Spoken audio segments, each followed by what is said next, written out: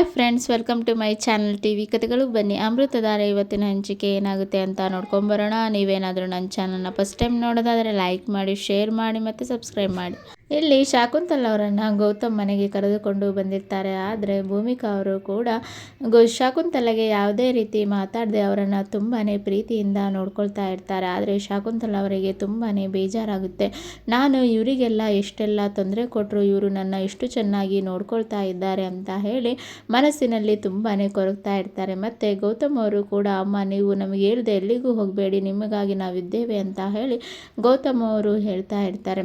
ಮತ್ತು ಶಾಕುಂತಲ ಅವರು ಕೂಡ, ನಾನು ನಂಬಿದ ಮಕ್ಕಳೇ ನನಗೆ ಈ ರೀತಿ ಕೈ ಕೊಟ್ಟರು, ಆದರೆ ನೀನು ಮಾತ್ರ ನನಗೆ ಮೊದಲಿನಿಂದಲೂ ಮತ್ತು ನಾನು ನಿನಗೆ ಏನು ಮಾಡಿದ್ರು ಕೂಡ ಈಗೂ ಕೂಡ ಅದೇ ರೆಸ್ಪೆಕ್ಟ್ ಕೊಡ್ತಾ ಇದ್ದೀಯಾ ಅಂತ ಹೇಳಿ ಈ ಕಡೆ ಗೌತಮ್ ಅವರಿಗೆ ಹೇಳ್ತಾರೆ. ಆಗ ಗೌತಮ್ ಅವರು, ತಾಯಿಯ ಸ್ಥಾನವನ್ನು ನಾನು ಕೊಡ್ತೇನೆ, ನಾನು ಯಾವುದೇ ರೀತಿಯಲ್ಲಿ ಯಾರಿಗೂ ಕೂಡ ಆ ರೀತಿ ಮೋಸ ಮಾಡೋದಿಲ್ಲ ಅಂತ ಹೇಳಿ ಗೌತಮ್ ಅವರು ಹೇಳ್ತಾ ಇರುವಾಗ ಶಾಕುಂತಲ ಅವರು, ನಾನು ಇದನ್ನೆಲ್ಲ ಅರ್ಥ ಮಾಡ್ಕೊಳ್ಳಿಲ್ಲ ಅಂತ ಹೇಳಿ ತುಂಬಾ ಅಳ್ತಾ ಇರ್ತಾರೆ.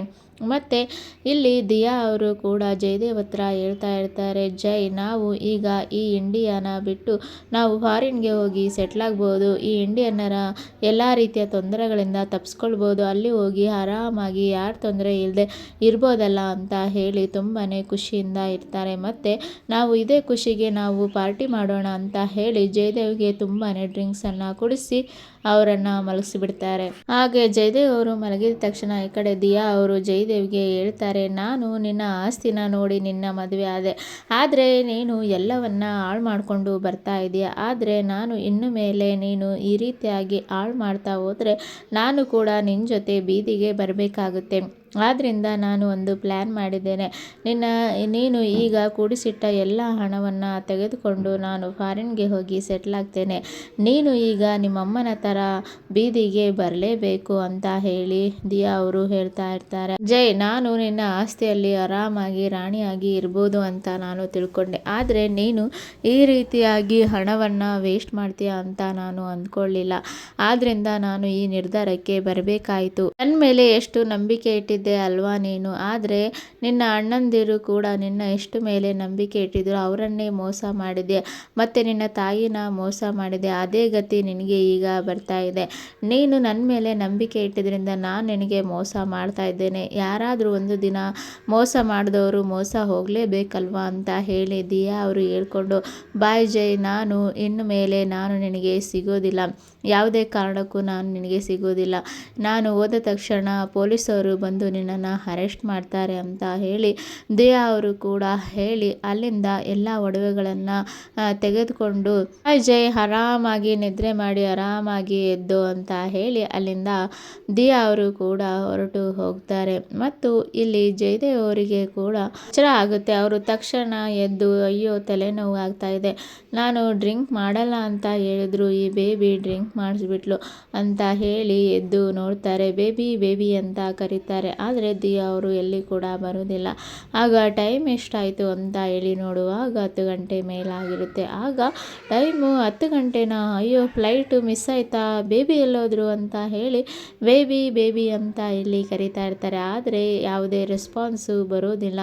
ಆಗ ಜಯದೇವ್ ಅವರು ಕೂಡ ಎದ್ದು ನೋಡ್ತಾರೆ, ಅಯ್ಯೋ ಫ್ಲೈಟ್ ಮಿಸ್ ಆಗೋಯ್ತಲ್ಲ, ನೋಡೋಣ ಅಂತ ಹೇಳಿ ನೋಡುವಾಗ ಎಲ್ಲ ಕಡೆ ಹುಡುಕ್ತಾರೆ. ಆಗ ದಿಯಾ ಅವರು ಕೂಡ ಎಲ್ಲೂ ಕೂಡ ಇರೋದಿಲ್ಲ. ಮತ್ತು ಎಲ್ಲ ಫ್ಲೈಟ್ ಟಿಕೆಟ್ ಮತ್ತು ಹಣವನ್ನು ಕೂಡ ಎಲ್ಲ ಲಾಕರ್ ಓಪನ್ ಆಗಿರೋದನ್ನು ನೋಡಿ ಅವರಿಗೆ ದಿಯಾ ಅವರೇ ಎಲ್ಲವನ್ನು ತೆಗೆದುಕೊಂಡು ಹೋಗಿದ್ದಾರೆ ಅಂತ ಹೇಳಿ ಗೊತ್ತಾಗುತ್ತೆ. ಹಾಗೆ ಫೋನನ್ನು ಚೆಕ್ ಮಾಡ್ತಾರೆ. ಆಗ ದಿಯಾ ಅವರು ವಾಟ್ಸಪ್ಪಲ್ಲಿ ವಾಯ್ಸ್ ಮೆಸೇಜನ್ನು ಕಳಿಸಿರ್ತಾರೆ, ಜೈ, ನೀನು ನನಗೆ ಏನು ಮಾಡಿಲ್ಲ, ಆದರೆ ನೀನು ಇಷ್ಟೆಲ್ಲ ಹಣವನ್ನು ವೇಸ್ಟ್ ಮಾಡೋದನ್ನು ನೋಡಿ ಎಲ್ಲಿ ನಾನು ಕೂಡ ಬೀದಿಗೆ ಬರ್ತೀನಿ ಅಂತ ತಿಳ್ಕೊಂಡಿದ್ದೆ, ಆದರೆ ನೀನು ಅದೇ ಸಮಯದಲ್ಲಿ ಈ ಹಣವನ್ನೆಲ್ಲ ನೀನು ಕೂಡಿಸಿಟ್ಟು ಫಾರಿನ್ಗೆ ಫ್ಲೈಟನ್ನು ಟಿಕೆಟನ್ನು ಬುಕ್ ಮಾಡಿದೆ, ಅದು ನನಗೆ ತುಂಬಾ ಒಳ್ಳೆಯದಾಯಿತು. ನಾನು ಆಗಲೇ ಯೋಚನೆ ಮಾಡಿದೆ, ನಾನು ನಿನ್ನಿಂದ ಹಣವನ್ನು ತೆಗೆದುಕೊಂಡು ಎಲ್ಲಾದರೂ ಹೋಗಿ ಸೆಟ್ಲ್ ಆಗಿಬಿಡಬೇಕು ಅಂತ ಹೇಳಿ. ಆದ್ದರಿಂದ ನಾನು ನಿನ್ನ ಹೆಂಡತಿ ಆಗೋದಕ್ಕೆ ನನಗೆ ಏನೇನು ಸೇರಬೇಕೋ ಅಷ್ಟನ್ನು ಮಾತ್ರ ನಾನು ತೆಗೆದುಕೊಂಡಿದ್ದೇನೆ. ಮತ್ತು ನಾನು ಈಗ ಫಾರಿನ್ಗೆ ಹೋಗಿ ಸೆಟ್ಲ್ ಆಗ್ತಾ ಇದ್ದೇನೆ, ಬಾಯ್ ಜೈ ಅಂತ ಹೇಳಿ ಈ ಕಡೆ ವಾಯ್ಸ್ ಮೆಸೇಜನ್ನು ಎಲ್ಲಿದೆಯಾ ಅವರು ಕಳಿಸಿರ್ತಾರೆ. ಇದನ್ನು ಜಯದೇವ್ ಅವರು ಕೇಳಿ, ನಾನು ಮೋಸ ಹೋಗ್ಬಿಟ್ಟೆ, ಈ ಬೇಬಿನ ನಂಬಿ ನಾನು ಮೋಸ ಹೋಗ್ಬಿಟ್ಟೆ. ಆದರೆ ನನ್ನ ಬೇಬಿ ನನಗೆ ಮೋಸ ಮಾಡ್ತಾಳೆ ಅಂತ ನನಗೆ ಗೊತ್ತಿರಲಿಲ್ಲ. ಆದರೆ ನಾನು ನಂಬಿದವರೆಲ್ಲ ನನಗೆ ಯಾಕೆ ಈ ರೀತಿಯಾಗಿ ಮೋಸ ಆಗ್ತಾ ಇದೆ ಅಂತ ಹೇಳಿ ಈ ಕಡೆ ಜಯದೇವ್ ಅವರು ತುಂಬಾ ಯೋಚನೆ ಮಾಡ್ತಾ ಇದ್ದಾರೆ. ನಾನು ಗೌತಮ್ಗೆ ಮೋಸ ಮಾಡಿದ್ರಿಂದ ಮತ್ತು ನನ್ನ ಮಾಮ್ಗೆ ಮೋಸ ಮಾಡಿದ್ರಿಂದ ದೇವರೇ ಈ ರೀತಿಯಾಗಿ ಶಿಕ್ಷೆ ಕೊಟ್ಟನ ಅಂತ ಹೇಳಿ ತುಂಬಾ ಅಳ್ತಾ ಇರ್ತಾರೆ.